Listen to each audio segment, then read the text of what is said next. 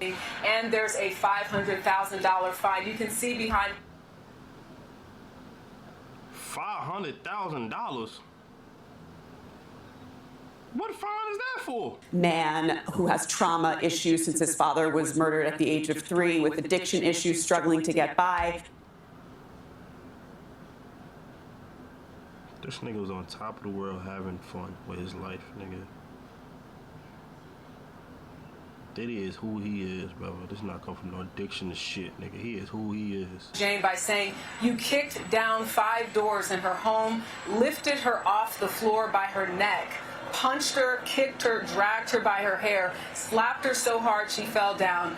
Jane, quote, her credibility testified to those things. Oh, you was just smacking your bitches left and right, huh? Yeah, I bet you won't do that shit nowadays.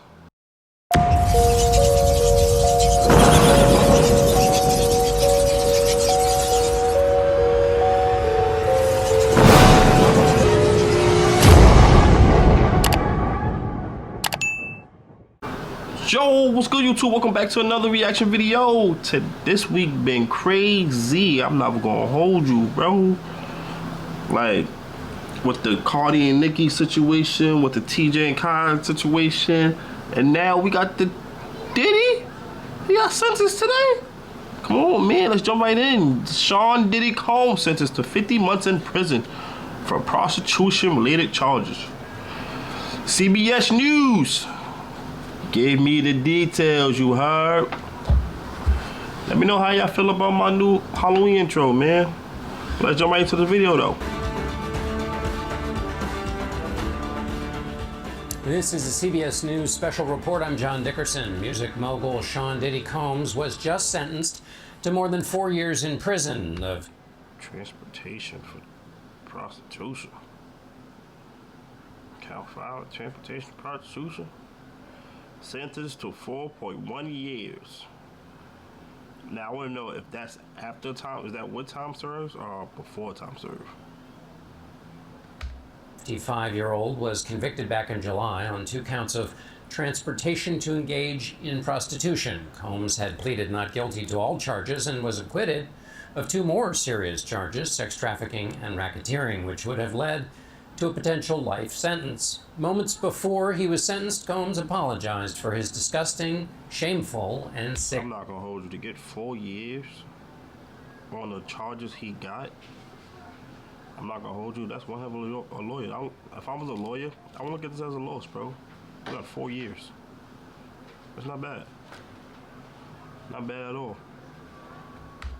Behavior, those are his characterizations. Our Jerika Duncan is outside the courthouse.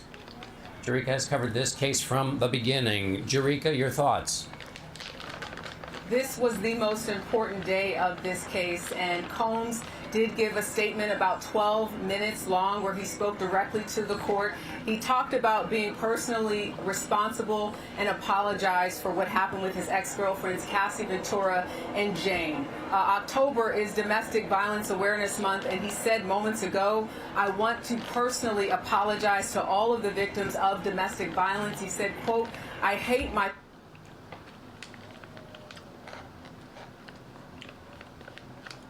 Question. I did not know October was that, what she said. Right now, I was stripped to nothing, and when it comes to that video of him beating Cassie, he said, "I was sick on drugs, I was out of control, I needed help.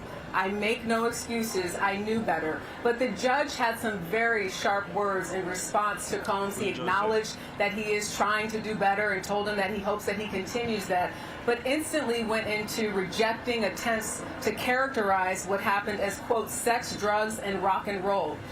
He said, "You abused your power and control you had over women you claimed you had loved. You abused them emotionally and physically." He said, "The evidence was massive. I was sitting right here," he said. "We read it and we saw it. Images of gashes and bruises and broken doors, and I saw it in the video. It was savage." This is according to the judge. This is... So I got a question. If he had never beat Cassie and the Jane character, whoever the Jane character was, do you think things would have been different? Let me know. Some of the comments that he made just moments ago in court. Alice Gaynor from WCBS is in the courtroom right now and sending out notes just to give us a sense of what Combs' demeanor is like right now. What is his family reacting to? I also want to note something that the judge mentioned in reference to Jane. She went by the pseudonym Jane, but this was also an ex-girlfriend. He said he referred to the brutal assault of Jane by saying, "You kicked down 5 doors in her home, lifted her off the floor by her neck, punched her, kicked her, dragged her by her hair, slapped her so hard she fell down." Jane, quote, her credibility testified to those things, that she was a credible witness. So some sharp words again from the judge who just handed down that. Oh, you was just smacking your bitches left and right, huh? Yeah, I bet you won't do that shit nowadays. Try hitting a bitch nowadays. Well, New York bitch is that. Bitch is different. But this is what I mean. If he had never did that to his exes, do you think it would just outcome would have been different? Sentence 50 months in prison. There will be time served, we believe, in consideration of that. So considering that, it might actually be 4 years. I'm just looking at a note, sentence is 50 months of incarceration. Agnifilo, which is the lead attorney for Combs, asking for more time to list facility recommendations. Also supervised release, 5 years. No reaction from Combs. He is still sitting. And there's a $500,000 fine. You can see behind me a little bit the crowd that is. And there's a $500,000 fine. You can see behind. $500,000? What fine is that for? God damn. That's OD, my nigga. $500,000? Did y'all take all this money away? How the fuck you gonna pay that? But $500,000, that's OD. A little bit the crowd that has been gathered here pretty much all day as the family have been in and out of that courtroom.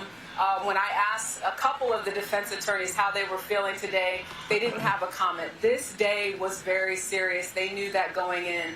Not long ago in July, when it was that split verdict, they said this was a win for Combs. But the second part of that, the most important part of that, is the sentencing happening today. Again, the judge sentencing him to 50 months behind bars.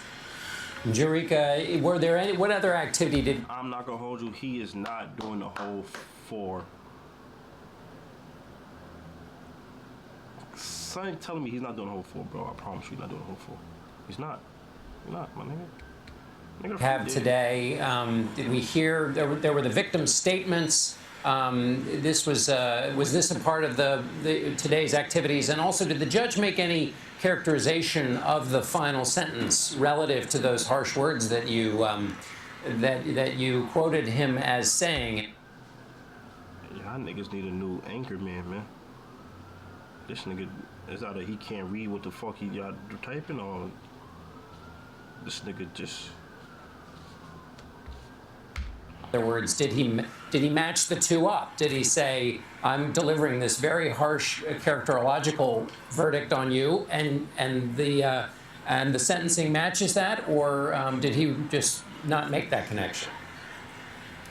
No, he did acknowledge that the sentence that prosecutors were asking for, 11 years, was a bit of an overreach. The probation report recommended 60 months. They supposed to get this nigga 11 years, but wasn't he facing like life and shit like that? What, 11 years? So when you look at the probation report of 60 months, he comes up with 50 months. The prosecutors wanted 11 years behind bars.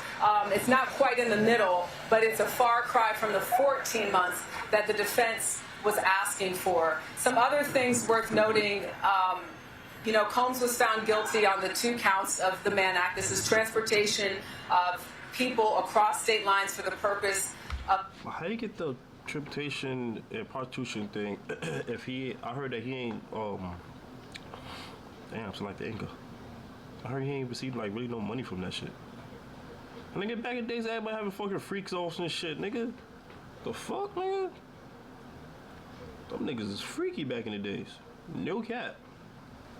Prostitution, and that is illegal in this country. Prosecutor Christy Slavic at one point during this testimony said that this case was not just about prostitution, but violence. She emphasized the violence. And that's what we heard a little bit from the judge today when he recanted some of the testimony that we heard during the trial. Cassie Ventura, the star witness, the ex-girlfriend of... Star witness, that was basically the whole witness. God damn, she talked. She told everything from A to Z. God damn, they would have took out. Who was with him for about 10 years, released a statement before this sentencing was handed down saying, "This nigga look nothing like Kyle.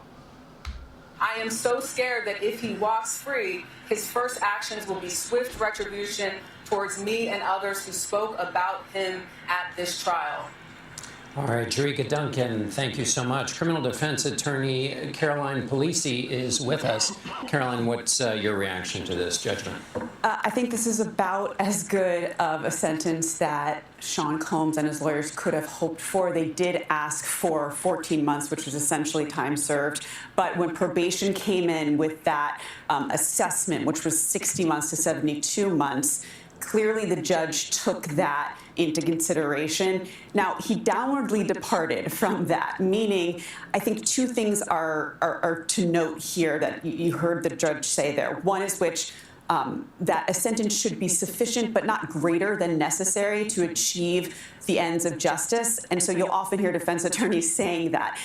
The second is that similarly situated defendants, you want no discrepancies in similarly situated defendants. When you look at all of the Mann Act guilty verdicts sort of in this jurisdiction, this is a pretty high sentence. And so I think the judge didn't want to get out of that heartland of the sentences while taking into account the violence here. I'm 100% sure them 2 months is gone.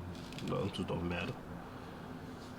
That's the biggest issue here. Well, right. So on the one hand, you're saying Joe Schmo comes in, has a Mann Act violation. You want the sentences to be the same to hold up that important judicial principle that all people are. On the other hand, the judge, as Jerika went through... The fact that he been locked up for 14 months already is crazy, bro. It's like he just got locked up, bro. No cap. Like, on at some length about all of this other material and all of the stuff the judge mentioned. Is that a part of the Mann Act charge, or is that... Interesting. So it's not. So remember, it was a huge win for his defense when he was acquitted of those sex trafficking charge, which is essentially a Mann Act charge with the element of violence. And the defense actually raised a constitutional argument here in their brief, saying that, look, if you consider that conduct, the violence, the coercion that was presented by the prosecution, that's actually going against what the sentencing guidelines recommend or state, that you can't consider acquitted conduct. Essentially, he was found not guilty of that conduct, so why consider it in the sentence? The judge setting some precedent here, saying, absolutely, I can consider the evidence that was produced at trial. It's not necessarily going against those acquittals. There was obviously evidence of violence here. You can take into account his character, his demeanor. This has always been a tale of two different Sean Combs. The defense wants to portray him as, a lost man who has trauma issues since his father was murdered at the age of 3, with addiction issues, struggling to get by. this nigga was on top of the world having fun with his life, nigga. That is who he is, brother. This not come from no addiction to shit, nigga. He is who he is. Feel me? Do I believe everything he say they did? No. All the freaks off? Probably. Nigga, mad niggas had freaks off, nigga, back in the days, nigga. From the poorest to the richest, nigga. Everybody was fucking everybody. Drugs everywhere, nigga. That was the biggest drug era, my nigga. The prosecution paints him as sort of a nefarious, devious, really serial perpetrator of violence. So in the end here, He not a perpetrator of violence, but he do fuck up some women. God damn. and that the defense team will be happy with this verdict. Oh, well, look, I mean, they wanted him to walk out. I think Agnifilo said, today we want to walk out. I think they may appeal on the constitutional grounds, on the grounds that they're going to say that the judge took into account this acquitted conduct and that they should only be looking at the actual violations of the Mann Act. So just to catch people up with that, so if it comes out in trial, if they upheld, that means a new trial, meaning it's liable that he could get more time. I don't know. I'll just stick with the 4 years. Fuck it. that you did X, Y, and Z, but you are then acquitted of the charges in which that information came out, the defense's argument will be the judge can't take that into consideration. Exactly. Even though it was talked about and everybody knows about it, can't do it. That would be their grounds. Exactly, because you weren't found guilty of that offense. Oh, I get it. From the main shit that they locked him up for and all that, he found not guilty, but the judge used that to basically sentence him. That's fucking OD. Your judge is a dick sucker. Because you can't, if he found not guilty for those things, you can't use what that, you feel what I'm saying? Like, if it was acquitted, then what's up, my nigga? I'm on Diddy's side, nigga. Free Diddy, nigga. They haven't proven it by beyond a reasonable doubt. However, forever, sentencing judges can take into account prior bad acts if they find by a preponderance of the evidence that those were committed. And so it's kind of a gray area there. But clearly this judge did take those factors into account to some degree, but then mitigated it as well to keep it within those, to keep things a little bit more consistent in terms of, similarly situated defendants. All right, Caroline Polisi, thank you. CBS News legal reporter Katrina Kaufman was inside the overflow courtroom as the sentencing was read and is now outside for us. Katrina, what did you make? What's your reaction? What did you witness? I mean, what was striking when the sentence was finally read is how still Sean Combs was. He just sat there, his hands clasped, looking down, and it was such a contrast to earlier because I would say it was such an emotional day in that courtroom. When Sean Combs' kids spoke in court today, they were all crying. His lawyer, Nicole Westmoreland, was crying. Sean Combs got up there and said his own words, and his voice was really shaking. He was very emotional. I can't be no judge. Don't get your kids up here and start crying and shit, nigga. You're free to go, my nigga. I'm so sorry I did this to you.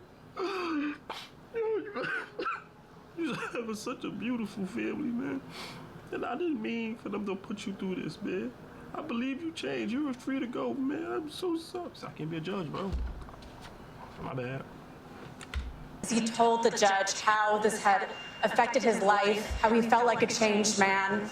And even when the judge read this sentence, he began by praising Sean Combs, by talking about the work that he's done, the barriers that he's broken, how impressive it is, even at a young age, having lost his father, all that he overcome. But he said that all of that could not wash away the record of this case, the evidence that we saw in that courtroom. He also pointed to the fact that some of this aggravating behavior, the violence, took place even after Combs already knew that he was being investigated.